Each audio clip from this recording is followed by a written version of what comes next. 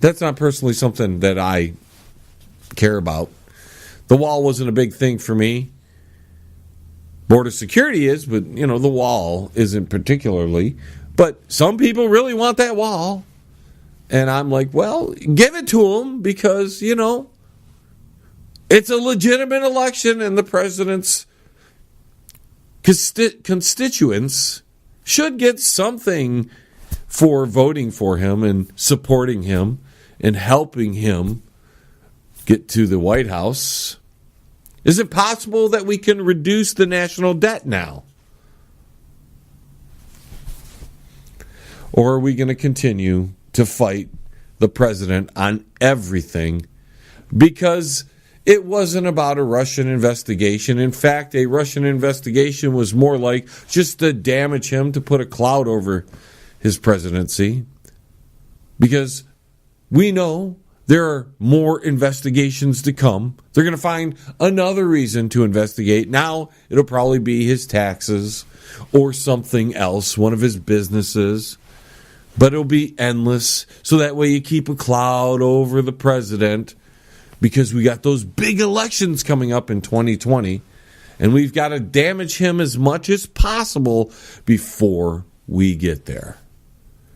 Well, folks, we're up against the first break, so we're going to have to turn the banger cam off for the rest of the hour. Please tune in on one of the affiliate stations that are carrying the John Lebang Show. And when we return, though, we've got much more in store for you.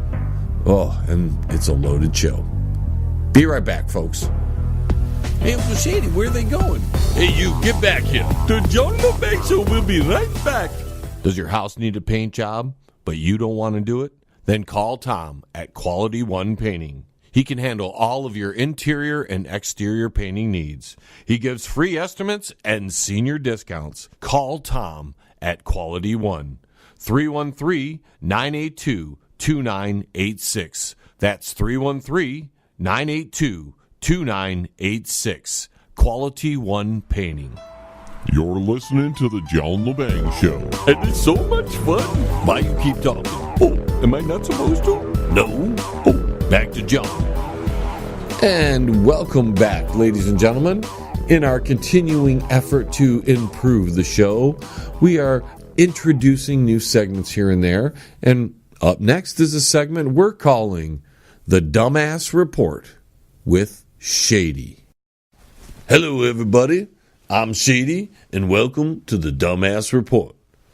In this edition, we're going to talk about an Indiana man who's being charged with carrying a handgun without license. This gentleman, who we're calling Mark Who Shot My Schmeckle Off Jones, is facing a Class A misdemeanor weapon charge in connection with the February 28th incident.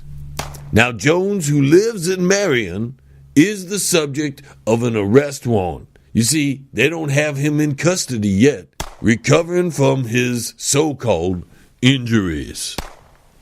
According to police, Jones suffered an accidental self-inflicted gunshot wound while walking. He had a high .9mm handgun. That is a fine handgun if you ask me. It doesn't just go off on accident. You actually have to pull the trigger to shoot it.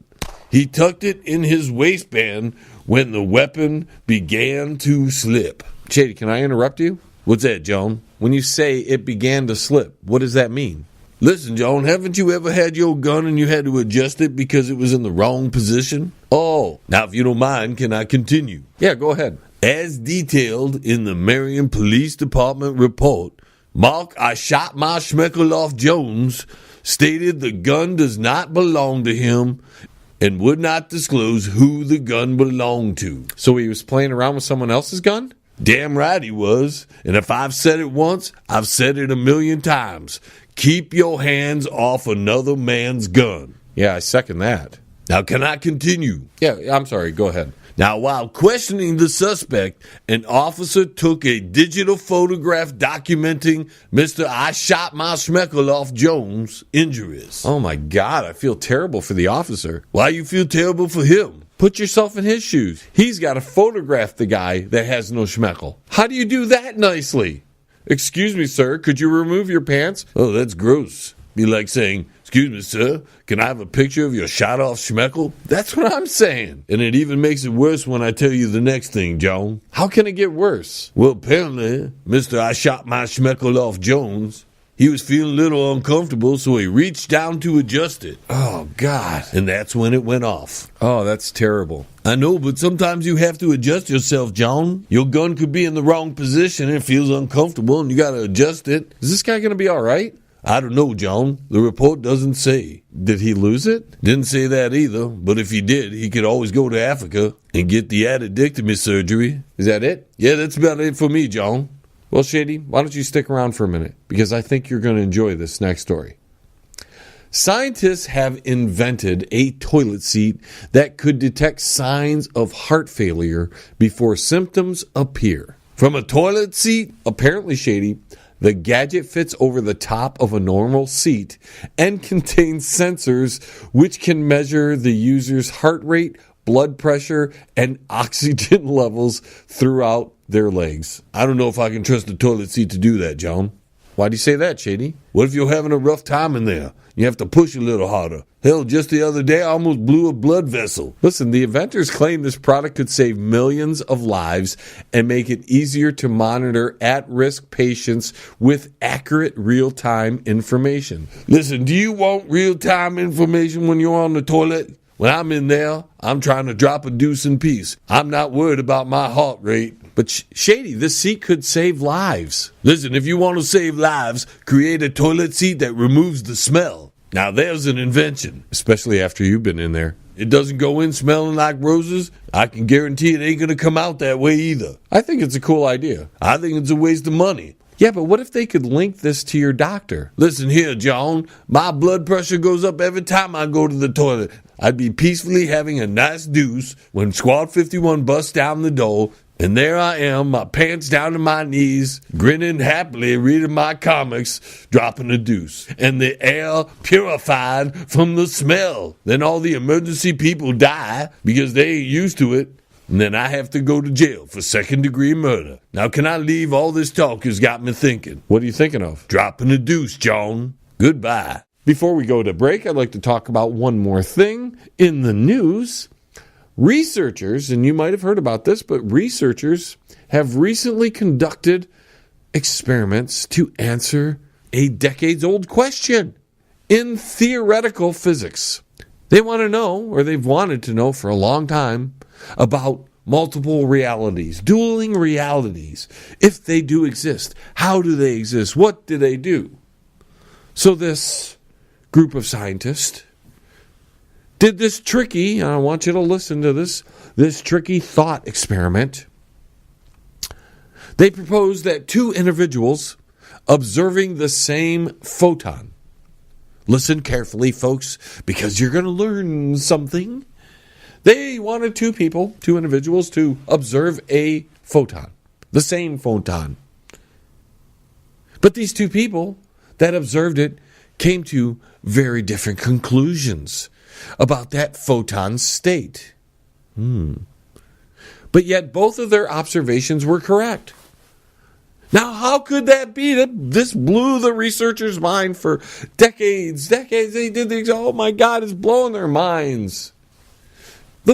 So for the first time, folks, these scientists have replicated conditions described in a thought experiment.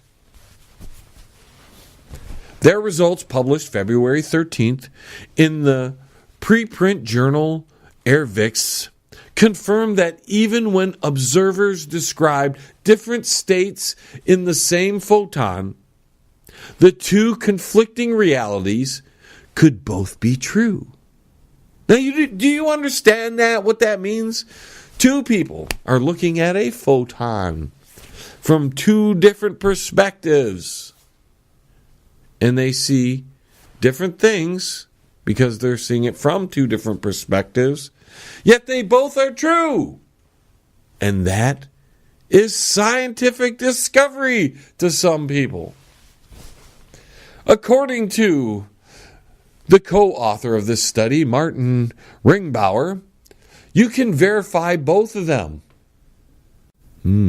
So both perspectives are true. This is science. This is science, ladies and gentlemen. This guy is a postdoctoral researcher with the Department of Experimental Physics at the University of Innsbruck in Austria. And their experiment is a thought experiment. And they consider thought experiments alternate realities because two people see different perspective of the same photon. Now that is analogous to you out there in, let's say, Westland. We'll say there's a listener out there, Des, in Westland. You are judging the world as one perspective. Then John over here in Taylor is seeing the world in a different perspective. And we'll take it a step further. Marco, way out there in California, seeing the world in a different perspective. All of them are true from the perspective.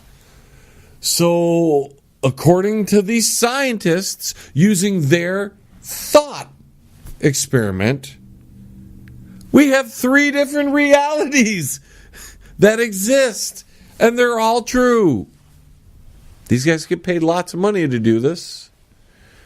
I just broke it down to you in a few minutes on the radio because the headlines of the story, because of the malpractice media, can't get anything right. They just can't get anything right. Malpractice media tells you that researchers have now proven that there are alternate realities, different realities, dual realities.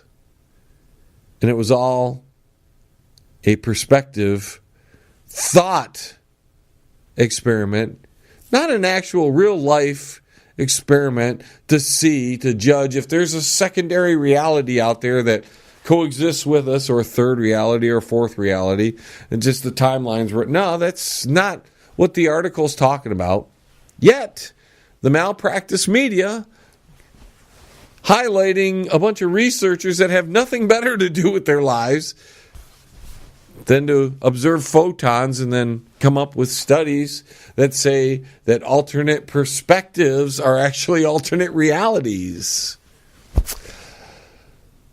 I don't know how I missed the boat on all this crap. I was told to work hard my whole life, do the best I could, create stuff. But all you really have to do is make crap up. Make crap up. Get a PhD in some kind of bull crap. Make crap up, then get paid for it. Have somebody publish it. Then have the news media blindly, without even breaking it down, blindly just disseminate the information. Oh, there's alternate realities out there when you get to the quantum level. I mean, who cares about the quantum level? Does the quantum level, ladies and gentlemen, affect your life today? Does it affect your life when you go around every day to go, oh, the quantum level is really getting to me today. It's so bothering me. Oh, I wish that quantum level would treat me better. Oh, it's just been terrible today. Oh, at quantum level. But people get paid for this. I mean, let me know in the comments section of the chat room. Do you really care about the quantum level of anything? Just asking. Does the quantum level affect your reality to where you have a different reality than everybody else because your perspective is different than every? I mean, that's it. Okay, hold on. That's why we have gender I get it now. Everybody has a different reality. There's so many realities. I mean, there's 7.5 billion realities going on right now. Holy crap. My mind is blown. We better go to break.